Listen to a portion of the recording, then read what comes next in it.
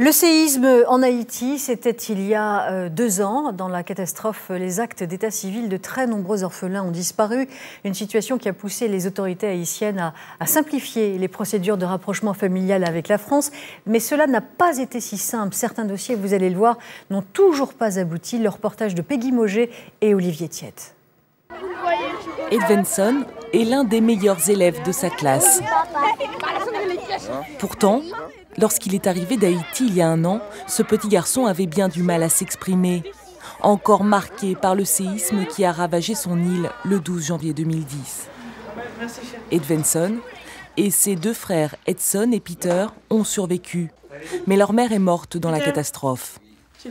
Pendant 1 an, ils ont vécu dans des foyers et dans l'attente de pouvoir rejoindre en France leur père, sa compagne Odile et leurs enfants. Le jour où on m'a appelé, on me dit que voilà, on nous accordait la demande pour les enfants.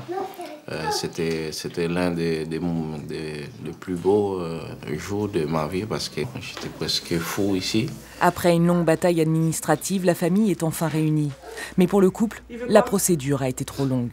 Quand on facilite le regroupement familial pour la venue des enfants après un terrible tremblement de terre comme il y a eu, j'estime qu'un papa n'a pas à attendre 1 an pour que ses propres enfants viennent alors qu'il y a urgence sanitaire. Cynthia. Chez les Ferry, l'heure des retrouvailles n'est toujours pas arrivée.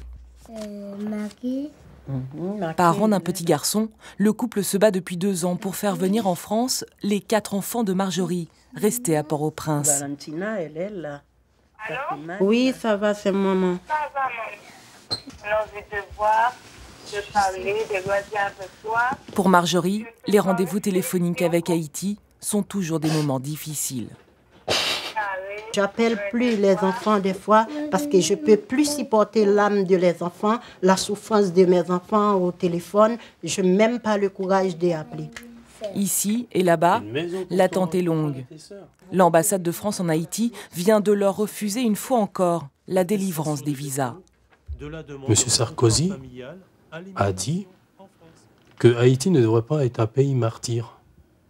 D'accord, mais je pense que l'ambassade de France martyrise ses ressortissants et tous les Haïtiens et même les Français qui sont mariés avec des Haïtiens.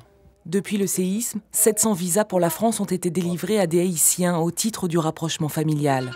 Confrontée à des trafics d'enfants, l'ambassade de France se dit très prudente en la matière. Comme chaque dimanche soir,